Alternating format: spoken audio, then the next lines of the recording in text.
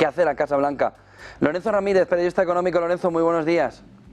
¿Qué tal? Muy buenos días, José Antonio, ¿cómo estás? Bueno, ¿qué le puede ofrecer Biden, es decir, la Casa Blanca, a Netanyahu para que no ataque a Irán, que iba a ser en el fin de semana y ya no ha sido? Es decir, que está replanteándose, una vez que Biden además le había abierto el lado petrolífero de Irán.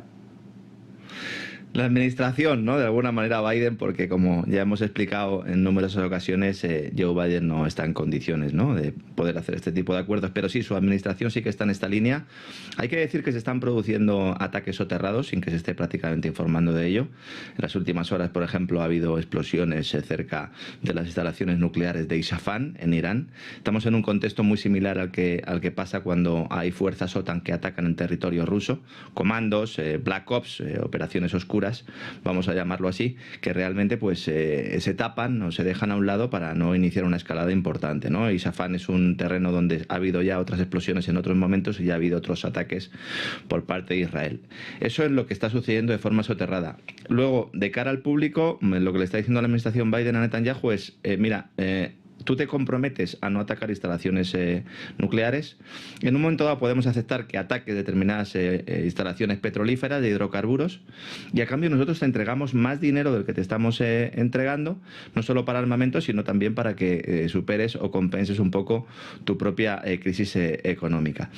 Esto realmente pues supone bueno, pues una muestra más de que hay una cierta relación entre Estados Unidos e Israel, que no es para nada sana, porque si tienes que pagar a tu aliado para que no realice determinadas acciones, desde luego que estamos hablando de una relación que podríamos decir que es bueno, pues bastante perniciosa en este caso para los pueblos de los dos países. Y lo que va a suponer esto básicamente es que se va a producir un viaje en las próximas horas, donde va a haber miembros del gobierno de Israel, que en concreto el ministro de Defensa, que va a viajar a Estados Unidos para mantener conversaciones a su vez con Lloyd Austin, con el secretario de Defensa estadounidense, y para cerrar este paquete financiero, teniendo en cuenta que el último fue prácticamente aprobado hace un par de semanas, de 8.700 millones de dólares, pues al final lo que se intenta es pagar al gobierno de Israel para que no inicie una escalada que perjudicaría fundamentalmente a los intereses de Estados Unidos. Se está produciendo también una oposición dentro de los países del Golfo Pérsico, que ya sabes que tradicionalmente, sobre todo los de corte suní, siempre que hay ataques a los movimientos chiíes, como en este caso serían Hamas y Hezbollah, pues se echan a un lado, en algunos casos incluso colaboran de forma soterrada. En esta ocasión todos le han dicho a Irán que no van a intervenir de ninguna de las formas, porque hay un cierto miedo de que todo esto pues pueda generar algún tipo de problema en el suministro de crudo, que al fin y al cabo es de lo que viven estos países. Esto es lo que se estaría reflejando de alguna manera también con ese incremento del barril de crudo. Vamos a ver operaciones, algunas oscuras, como digo, otras a la luz del día, pero en principio parece que se descartaría una mega operación, como apuntaba el Pentágono el viernes y el sábado, y que finalmente no se ha producido, José Antonio. El otro punto fundamental está alrededor de ese Iron Dome, ¿no?, de ese escudo que debe proteger a Israel. ¿Está funcionando? No, hay una serie de dudas que rodean a todos los sistemas de defensa de Israel. Hay que decir que todo lo que tiene que ver con ese ataque de Hamas, que ahora pues ha cumplido ese triste aniversario, no sabemos realmente muy bien cuál fue la actuación del ejército. Recordemos que hay militares que han denunciado a prensa israelí, incluso bueno, pues el caso se llevó al Tribunal Supremo israelí para intentar llegar al fondo de la cuestión y determinar por qué había sido posible que en la ciudad seguramente más, o en la zona más vigilada del mundo, se produjera un ataque de esas características, sin entrar a plantear si realmente pues pudo haber algún tipo de problema logístico. Simplemente pues se permitió, por lo menos que durante las primeras horas los atacantes de Hamas realizaron una masacre para luego justificar la actividad posterior. En todo caso, lo que está en tela de juicio es ese sistema de defensa israelí. A esto se ha sumado el hecho de que ya en el pasado ataque con misiles que se produjo la pasada primavera, y en el de las últimas semanas, el de hace 2 semanas, no, pues aunque no haya habido víctimas civiles, que eso es algo que yo creo que hay que celebrar, sí que se han producido múltiples daños materiales en bases militares israelíes, lo cual pues está, como planteabas antes, planteando dudas o indicando dudas sobre ese Iron Dome, que parece que esa cúpula de hierro lleva años poniéndose a prueba por Hamas, Hezbollah y ahora por Irán, sin que haya podido ser todo lo efectivo que algunos decían. Las dificultades para que la ofensiva terrestre en Líbano tenga éxito, como ya sucedió en anteriores intentos de ocupación, también está haciendo que reaparezcan algunos fantasmas del pasado con todo esto. esto. Entonces hay un run, hay una serie de críticas dentro de la cúpula militar israelí que se están poniendo sobre la mesa, ¿no?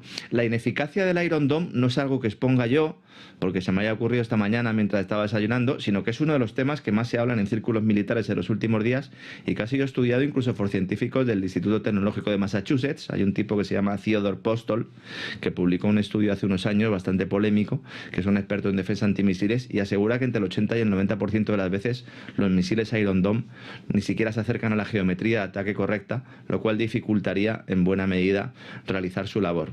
Y estos críticos con el sistema pues dicen que esa es la principal razón por la que Israel no entregó a Ucrania este sistema de defensa, que como recordarás Zelensky se lo pidió a Estados Unidos para que hiciera de mediador, porque Estados Unidos al final pues tiene las mismas baterías antiaéreas, y finalmente no se le entregaron, no tanto porque esta tecnología no fuera susceptible de ser sustraída por los rusos, sino básicamente porque no sería todo lo efectivo que nos están contando. Hay un debate importante y evidentemente, bueno, pues esto también hay que tenerlo todo en cuenta, sobre todo analizando el tipo de armamento que ha utilizado Irán hasta ahora, que no ha sido el más moderno y que además evidentemente pues implica que se ha guardado muchos elementos todavía en sus silos en el cajón, ¿no? Veremos si afortunadamente no se producen nuevos ataques importantes y si se producen las capacidades del Iron Dome para poder repelerlos sin la ayuda de Jordania, sin la ayuda de Estados Unidos o sin la ayuda de Francia, que son los países que hasta ahora le han salvado un poco las castañas a Netanyahu.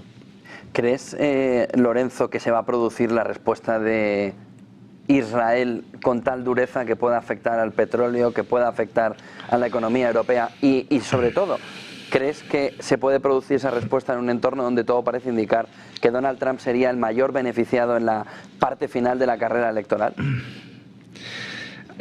Hay una rama de la administración de Estados Unidos que está convencido de lo que tú estás planteando ahí. Es una de las tesis que se está poniendo sobre la mesa. Esto es lo que explica que prensa israelí y prensa norteamericana en los últimos días, sobre todo determinada prensa muy ligada a los lobbies de la AIPAC, a los lobbies sionistas, al lobby judío en Estados Unidos, estén indicando que en realidad la batuta no la llevaría Israel sino Estados Unidos.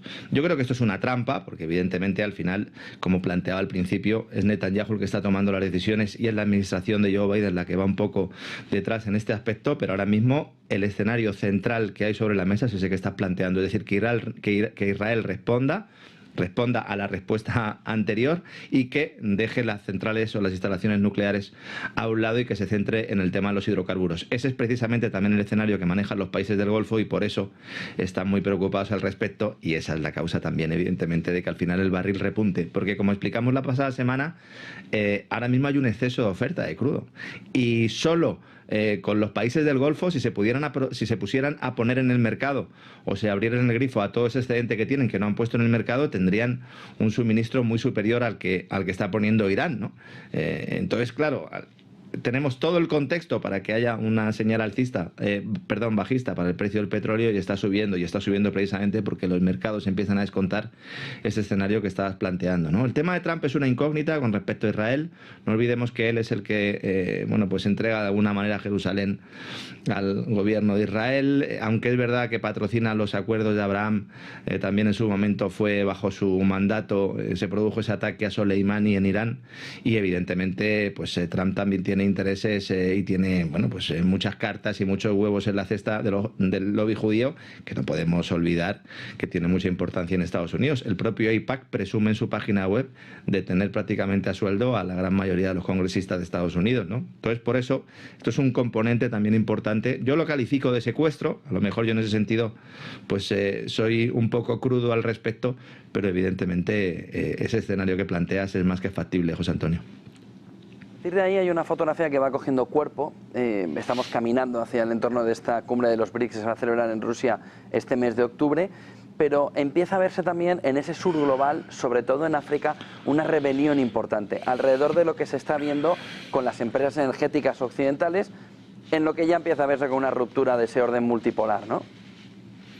Sí, sí, te fijas, ahora analizándolo un poco a todo lo pasado, durante la pandemia ya se empezó a producir esta tendencia. Recuerdas que cuando empezaron a plantearse las restricciones a la movilidad, eso que algunos denominamos la gran reclusión, también la presión para que se vacunaran determinados países, hubo países de África que se opusieron en redondo y ahí empezaron un poco pues a mostrar la nueva cara de los países africanos que están dando el portazo, ¿no?, a tantos años de colonialismo. Estamos viendo además en los últimos días, ayer Burkina Faso con el tema del oro, Mali también, hay otros países, también en las últimas semanas, en los últimos meses, varios gobiernos africanos están dando la espalda, políticos y empresas occidentales, como planteabas, están reclamando una mayor autonomía para gestionar sus recursos, buscando alianzas económicas y militares con China y Rusia, lo cual ha puesto en guardia al Pentágono y también a los servicios de inteligencia, que ven como la guerra de Ucrania y también, como digo, la pandemia han ido minando esa confianza de un continente que es clave como fuente de recursos para el futuro. Lo ha sido siempre, pero ahora en esa cuarta revolución industrial, en esa economía digital, en esa descarbonización, es aún más importante el continente africano por los recursos que tiene, que es una tendencia además que se está observando sobre todo en países del cinturón del Sahel, zona tan importante también para esa guerra entre la OTAN y Rusia y China por otra parte, ¿no? En la Asamblea de Naciones Unidas varios de estos países acaban de confirmar esa ruptura con Occidente. En muchos de ellos ha resurgido también como el genio que sale de la lámpara el tema del terrorismo del ISIS, cuya presencia sirve a los países de la OTAN para aumentar su presencia militar. Algunos dicen que es una excusa, otros consideran que se trata de una diabólica relación que mantiene el terrorismo suní con intereses occidentales, que es una relación que hace que luchen contra el mismo objetivo en no pocas ocasiones, y no en vano, pues la administración Obama con Hillary Clinton en el Departamento de Estado ya admitió el uso del ISIS para atacar intereses comunes, ¿no? Entonces tenemos muchos años de promesas incumplidas, de notorias injerencias, de saqueos internacionales. Poblaciones africanas se han dado cuenta de que los programas de desarrollo y cooperación, tanto en el ámbito económico como en el militar, no son más que excusas para justificar la ocupación, y vamos a ir ahora a un proceso de descolonización que va de la mano con esa ruptura del orden unipolar del que comentabas antes, ¿no?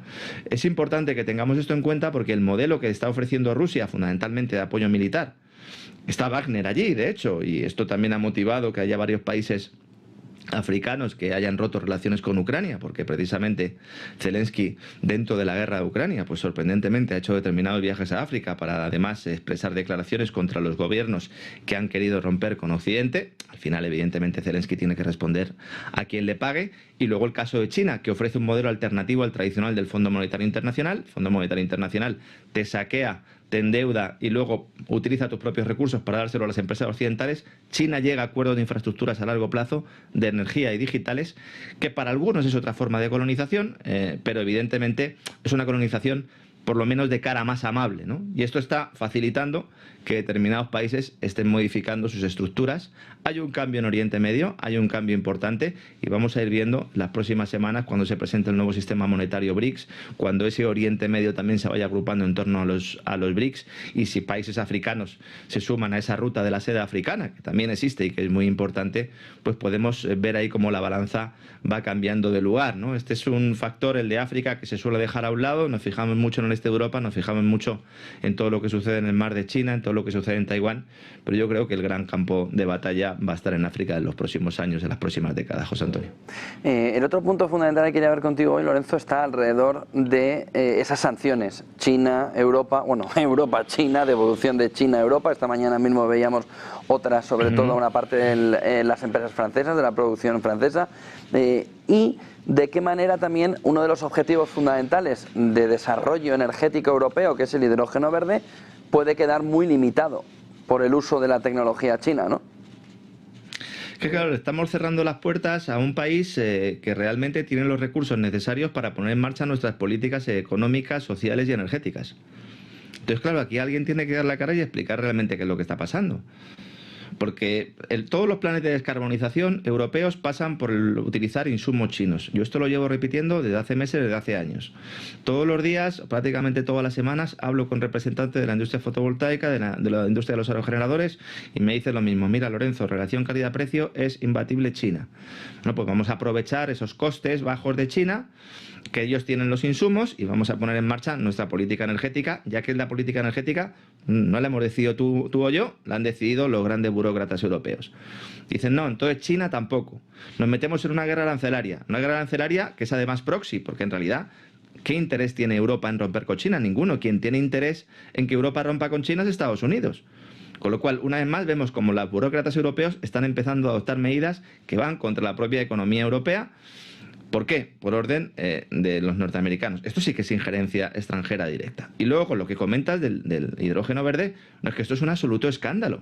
Porque si está diciendo la Comisión Europea que la industria verde tiene que ser impulsada, que el hidrógeno verde es importantísimo, el hidrógeno renovable, el hidrógeno generado con fuentes de energía renovable, y al mismo tiempo lanzan en un nuevo alarde proteccionista un mensaje. Ursula von der Leyen nos dice que el tema de los paneles solares, que esa hegemonía de Pekín sobre los paneles solares no se puede extender a los electrolizadores, que son fundamentales para separar el hidrógeno del oxígeno y transformar el agua en el tan ansiado hidrógeno usando fuentes de energía renovables. Bueno, pues entonces, ¿quién nos va a facilitar los electrolizadores? Porque es que los electrolizadores chinos son baratos, son de una calidad magnífica, y además las propias empresas que se dedican al hidrógeno verde, es a China quien se las quieren comprar. Entonces ahora han convocado una nueva subasta, Bruselas, de 1.200 millones de euros en ayudas para la producción de hidrógeno renovable, porque esto hay que dejarlo muy claro, el hidrógeno renovable hoy en día no es rentable y no va a ser rentable en el próximo lustro mínimo. Y estoy siendo muy bueno en las predicciones. Esto las propias empresas lo saben. Por eso solicitan dinero público. Y cuando van a presentar los proyectos, dicen, oiga, es que los proyectos que opten a estas ayudas no pueden tener más de un 25% de tecnología china.